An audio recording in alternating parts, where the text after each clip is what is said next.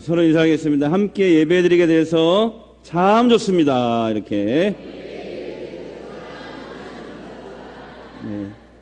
예수 믿는 사람들은 하나님의 은혜로 구원받았으니 이후의 삶은 하나님을 사랑하고 이웃을 사랑하며 살아라. 이렇게 주님 말씀하셨습니다. 믿으시죠? 그래서 하나님을 사랑하는 방법이 이 두 가지가 있어요. 그게 두 가지로 얘기할 수 있는데, 말씀에 순종하는 예배자가 되는 것입니다. 말씀에 순종하는 예배자. 또 하나는 교회에서 맡겨준 직분과 사명을, 그러니까 봉사의 일을 잘 감당하는 것입니다. 이게 하나님 사랑하는 거거든요. 그래서 저는 오늘 여러분을 축복하고 싶어요. 황금 연휴 때잖아요. 지금 황금 연휴인데, 오늘 어디 안 가고 오늘 예배 드리러 오신 여러분, 오늘만 제가, 오늘만 하면 안 되지구나. 오늘은 특별히 더 하나님의 축복을 100배로 받으시기 바랍니다.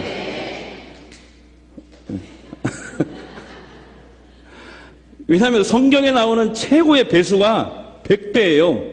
자, 30배, 60배, 100배. 그러니까 저는 성경대로 목회하는 목사이기 때문에 여러분 오늘은 더 특별히 100배로 받으시기 바랍니다.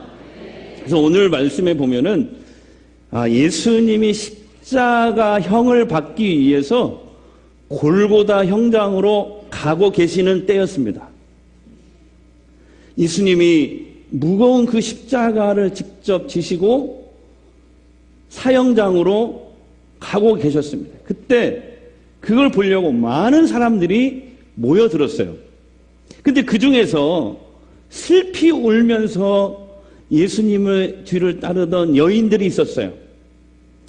그 여인들이 가슴을 치면서 슬피 우는 것은 바로 이 예수님의 죽음이 저 유대인들을 종교 지도자들의 모함으로 비롯된 것이며 로마 군인들에 의해서 억울하게 죽게 되었다는 것을 표시한 것입니다. 그때 당시 십자가형을 받는 사람을 향해서는 돌을 던질지언정 울지 못하게 되어 있어요. 법으로.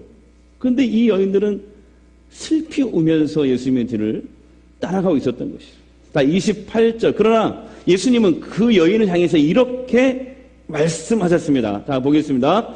예루살렘의 딸들아, 나를 위하여 울지 말고 너희와 너희 자녀를 위하여 울라. 너와 내 자녀를 위해서 울라. 나를 위해서 울지 마라. 그러니까 예수님이 슬퍼하며 우는 여인들을 향해서 진짜 슬퍼해야 할 것이 뭔지를 말씀해 주고 있는 거예요. 나를 위해서 울지 말라. 이것은 예수님의 이 십자가 죽음이 억울한 죽음으로 끝나는 것이 아니라는 것이죠. 억울한 죽음으로만 끝나는 것이 아니라 예수님의 죽음은 바로 인류의 구원을 위한 하나님의 뜻이라고 말씀하시는 거예요. 그래서 나를 위해 울지 말라. 다시 한번 얘기합니다. 예수님의 죽음은 인류의 구원을 위한 하나님의 뜻이라고 말씀하시는 것이죠. 그렇다면 왜 예수님은 이 여인들에게 너와 내 자녀를 위하여 울라라고 말씀하셨을까요? 29절에 보면은 예수님은 날이 이르기 때문이라는 거예요. 날이 이르기 때문에, 어떤 날이 곧 속히 너희에게 이르기 때문에 너와 내 자녀를 위해서 울어야 된다는 거죠. 29절을 다 함께 읽겠습니다. 시작. 보라, 날이 이르면 사람이 말하기를 잉태하지 못하는 이와 해산하지 못한 배와 먹이지 못한 젖이 복이 있다. 그러니까 한마디로 자식이 없는 사람이 그 날이 이르면은 자식이 없는 사람이 오히려 복이 될 것이다. 이런 얘기거든요. 도대체 어떤 날이 온다는 걸까요? 예수님이 어떤 날이 온다는 걸까? 이스라엘에.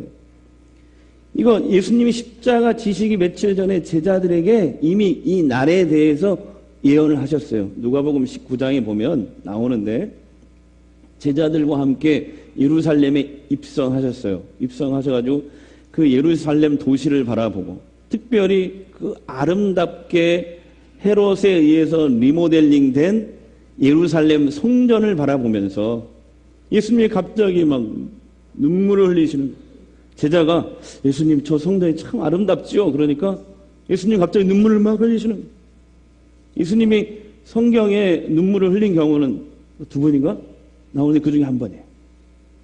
예루살렘 도시를 보면서, 저 성전을 보면서 막 갑자기 눈물을 흘리시는 거예요. 그리고 그 날에 대해서 예언을 하시는 거예요, 제자들이. 그 날은 예수님이 하나님의, 그날은 예루살렘이, 예수님이 아니라 예루살렘이 하나님의 심판을 받아 이방인들에 의해서 완전히 멸망받는 날이라는 거예요. 이방인들이 쳐들어와서 예루살렘을 완전히 쑥대밭으로 만드는 멸망의 날이 오게 될 거라는 거예요. 그래서 예수님이 막 눈물을 흘리는 거예요. 그래서 그 날에는 너희들이 보는 저 화려한 예루살렘 성전도 돌 위에 돌 하나도 남지 않고 다 무너지게 될 것이다. 이렇게 말씀하십니다. 당시의 유대인들은 그 예루살렘 성전 안에 지성소에 하나님이 계신다고 생각했기 때문에 예루살렘이, 이 성전이 무너진다는 것은 상상할 수도 없는 일이었어요. 혹시 그런 일이 일어나는 날은 세상 종말의 날이 될 것이다, 이렇게 생각했어요. 근데 예수님이 이 예언을 하신 것이죠. 그래서 그 날에는 예루살렘이 멸망을 당하는데 너무나 많은 사람들이 참혹하고 비참하게 죽임을 당하기 때문에, 그 예수님이 자식이 없는 사람들이 오히려 복이 있다 얘기한 거예요. 생각해 보세요. 내 사랑하는 자식들이 내 눈앞에서 적들에게 막 보륙을 당한다고 생각해 보세요. 예? 여러분 어떨 것 같아요, 여러분? 그러니까 예수님이 지금 십자가를 치고 가시면서 우는 여인 울지 마라. 너와 내 자녀들을 위해서 울어야 된다. 이때 말씀을 다시 한번 상기를 시키는 거예요.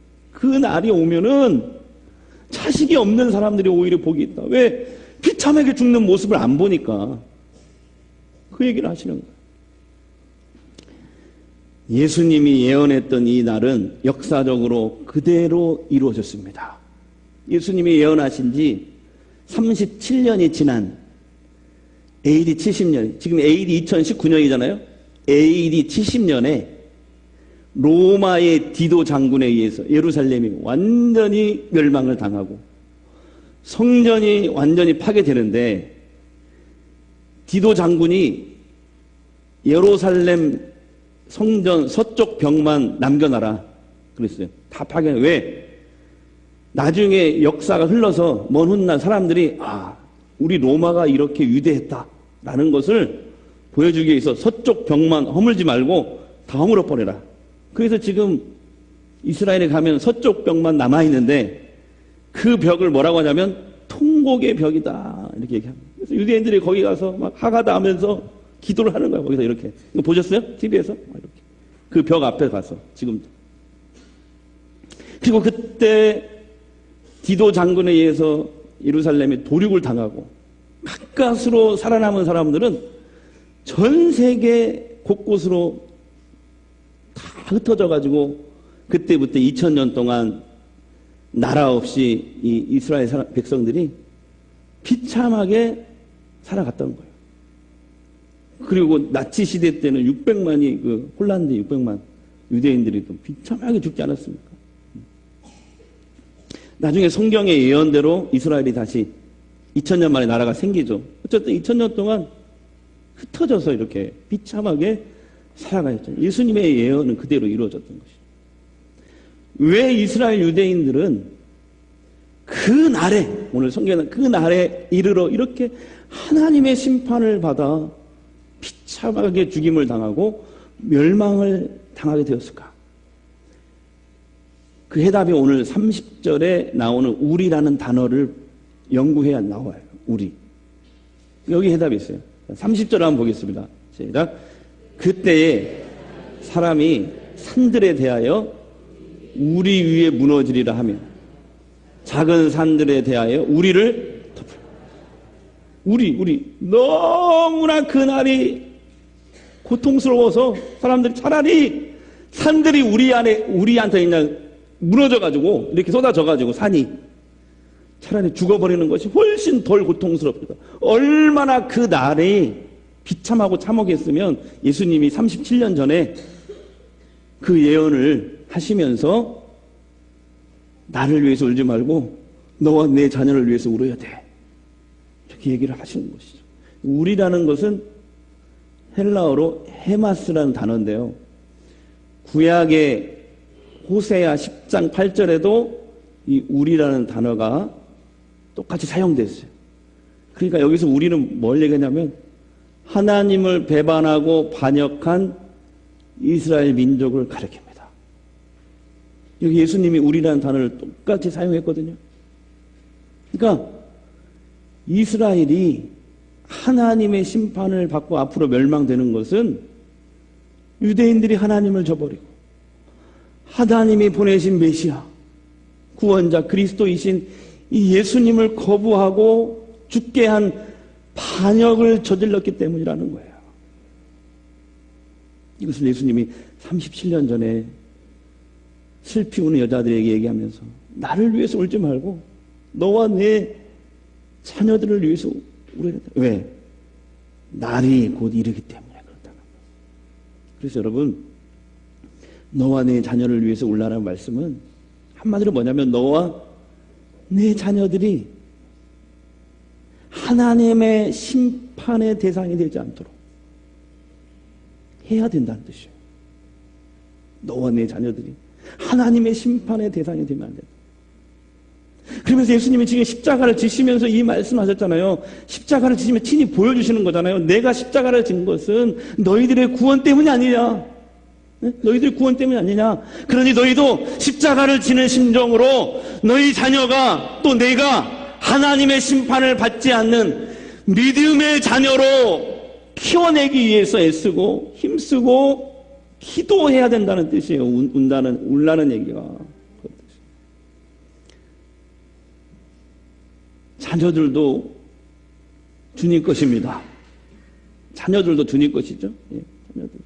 주님 것을 내 것이라고. 예, 우리는 그렇게.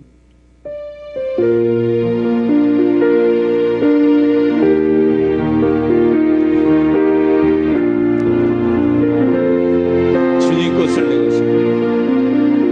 주님 것을 내 것이라고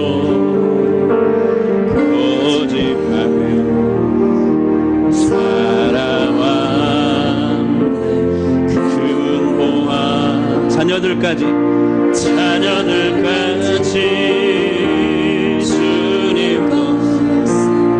내 것이라. 아버지여 서없는 종을 용서하여 주옵소서. 막힌 사명 막힌 재물을 주를 위해 쓰렵니다. 주를 위해 쓰렵니다. 주님 사랑 받기만 하고 주님 사랑 받기만 하고 감사한 줄 몰랐었네. 주님 말씀 듣기만 하고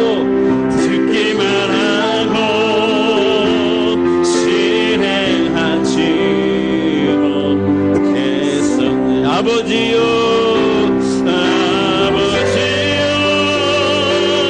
연약한 종을 용서하여 주옵소서. 주님 명령 순종하면서 주를 위해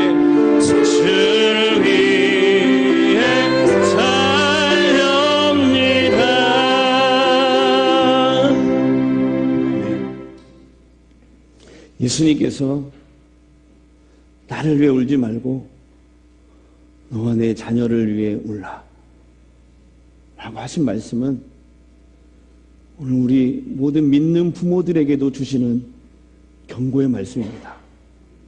너와 내 자녀들이 하나님의 심판의 날에 심판받지 않고 구원받기 위해서 힘써야 된다.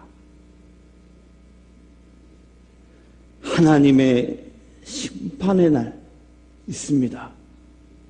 그것이 개인의 종말, 죽음이 찾아오든지 아니면 역사의 종말, 주님이 재림하는 그날이 오든지 누구나 다 하나님의 심판대 앞에 서게 됩니다.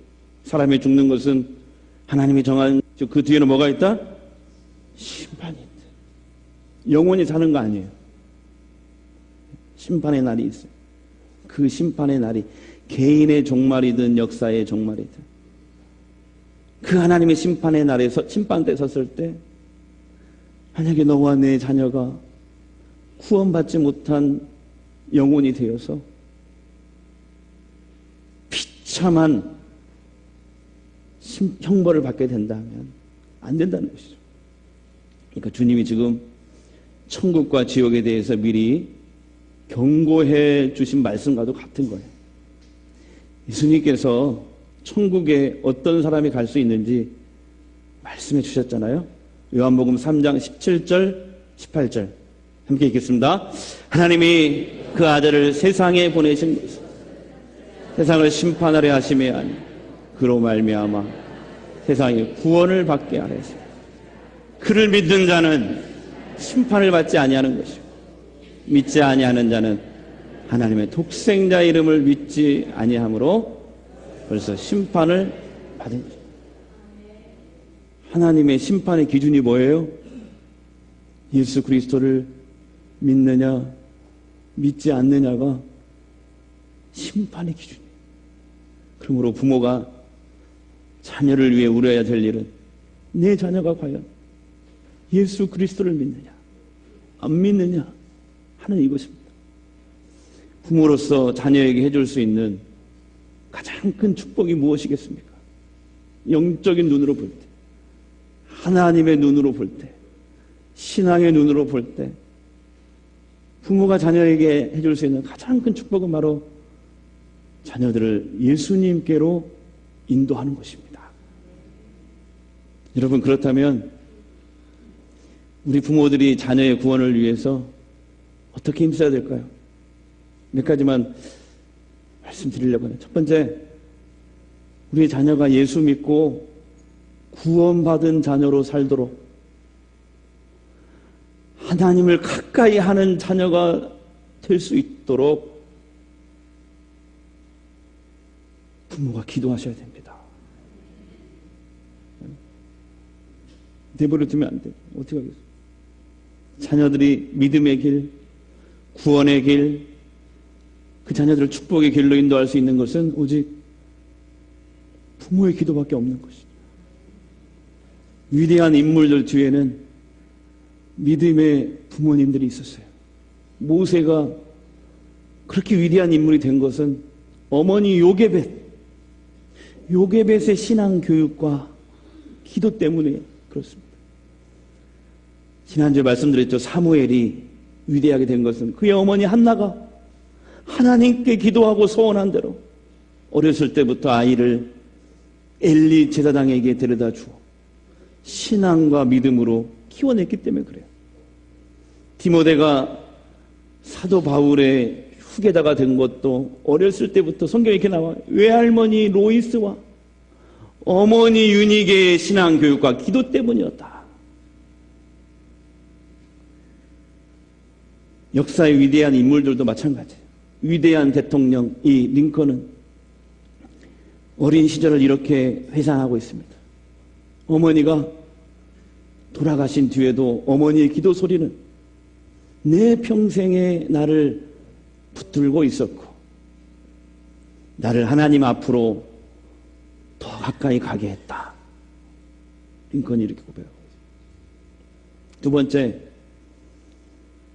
우리 부모님들은 가정에서 자녀들을 신앙으로 잘 양육해야 됩니다. 신앙으로. 주기철 목사님 아시죠? 우리나라에도 위대한 인물이 있잖아요. 주기철 목사님. 일제의 압박 속에 신사참배를 끝까지 거부했어요. 투옥됐어요. 많은 고문을 받았어요. 일제가 아무리 고문을 해도 끝까지 신사참배를 거부하는 거예요. 그러니까 일제는 이제 주 목사님을 잠시 풀어줘서 집에 다녀오게 합니다. 왜 그러냐면 이 사람들 생각은 주기철 목사님 어머니 80세 노모가 계시거든. 주기철 목사 굉장히 효자거든. 저처럼 효자거든. 그러니까 이 주기철 목사님이 늙으신 어머니를 보면은 분명히 마음이 동해서 내가 어머니께 돌아가야 되겠다. 그리고 일제에 그냥 내가 신사참배 할게요. 이렇게 마음이 바뀔 것이다. 이렇게 생각하고 주목사를 잠시 풀어줘요. 그래서 주목사님이 자기 어머니한테 갑니다. 어머니 하면서 이렇게 안으려고 하니까 어머니가 너는 내 아들이 아니다. 내 아들이 일제에 항복하고 나올 리가 없다. 내가 나의 아들이라면 다시 돌아가라. 우리 아들은 그렇게 쉽게 신사참배나 하고 일본 사람들에게 절할 그런 인물이 아니다. 내 아들을 내가 그렇게 가르치지 않았다. 네가 정말 내 아들이라면 돌아가라. 어머니가 고개를 돌리고 아들한테 얘기를 하는 거죠. 주기철 목사님의 어머니의 이 한마디가 주 목사님을 데려왔던 일본 순사를 감동시켰다고 합니다. 결국 주 목사님은 다시 투옥이 돼서 일제 신사참배를 끝까지 거부하다가 감옥에서 순교한 줄 믿습니다. 그러니까 믿음의 부모들은요, 어떤 상황에서도 자녀들을 신앙으로 양육합니다. 타협하지 않아요. 잠언 22장 6절 말씀입니다. 다 같이요. 마땅히 행할 길을 아이에게 가르치라. 그리하면 늙어도 그것을 떠나지 아니하리라. 아멘. 마지막 세 번째, 교회는 가정에서는 그렇게 하고, 교회는 다음 세대 신앙 전수를 위해서 힘쓰고 집중 투자해야 됩니다. 특히요 0세에서부터 14세까지는 가정과 교회가 힘을 합쳐서 신앙으로 이들을 잘 키워줘야 됩니다. 아주 갓난 아기일 때부터 아이들에게 성경을 들려주고 하나님 말씀을 배울 수 있도록 해야 됩니다. 제가 대형교회 부목사로 있었던 7년간 그때 2년 동안 영아부를 맡은 적이 있어요. 양 목사님이 저한테 영아부를 맡겼어요. 2년 동안. 한 150명 정도 됐거든요. 아이들하고 부모들하고 모여서 11시 예배에 따로 이렇게 예배를 드리고, 제가 애들 그 영아부 설교 5분, 엄마들 설교 10분 이렇게 하고, 성찬식도 하고 내가 다 하고, 그 생각이 나거든요. 애들이 하나님 말씀을 안 들을 것 같죠. 젖먹이들이. 아니에요. 그 아이들이 잘 성장하는 것을 제가 눈으로 똑똑히 보았습니다. 때문에 신앙교육은 어릴 때부터 해야 됩니다. 신앙이 몸에 배인 아이들은 키와 몸이 자랄수록 그 신앙도 함께 성장하는 거예요. 그러나 커서 자아가 생기고 자신만의 세계가 이미 형성된 아이들에게 신앙을 전수하려고 하면 정말 힘들어요. 많은 시간과 노력이 들어가야 됩니다. 때문에 신앙교육은 모태에서부터 가르쳐야 되는 거예요. 앞으로 21세기 교회의 미래는 이구동성으로 학자들과 목사님들 다 얘기하는 것이, 이구동성으로 다 얘기해요. 앞으로 21세기 교회의 미래는 다음 세대 신앙교육에 달렸다. 다 이렇게 얘기해요.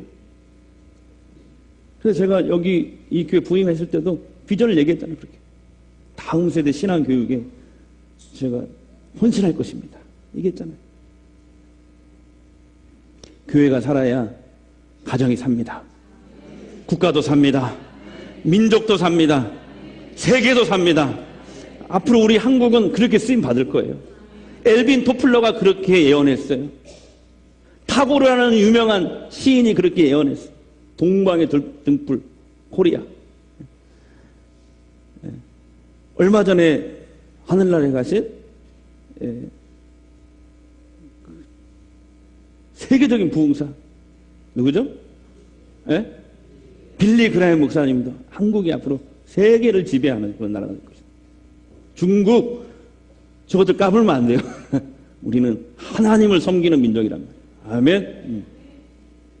앞으로 하나님 우리 이렇게 사용하실 거예요. 우리가 믿음으로 우리 자녀들을 잘 키워내야 돼요.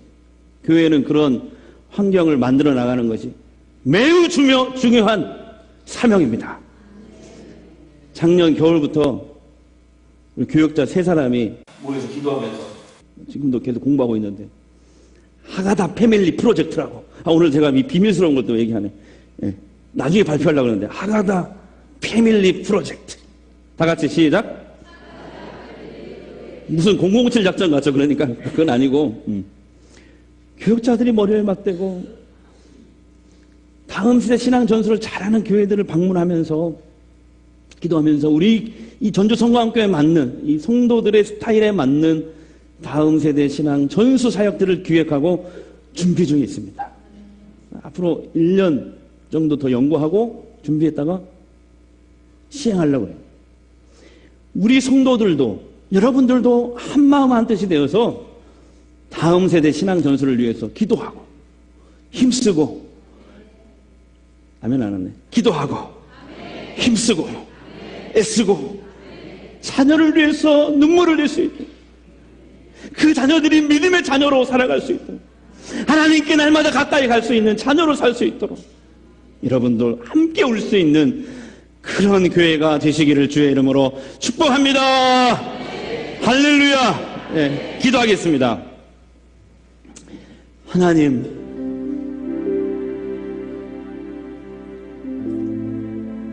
우리의 귀한 자녀들이 예수 믿고 구원받아 하나님의 자녀로 살게 하옵소서. 이 일을 위해서 전주 성광교회에 속한 가정들과 교회가 힘쓰고 애쓰고 울며 기도하는 심정으로 다음 세대 신앙 전수를 위해 전진하게 하옵소서. 우리의 자녀들이 마음껏 찬양하고 예배하고 하나님을 섬기는 가정들로 충만케 하옵소서. 예수님의 이름으로 기도합니다. 아멘.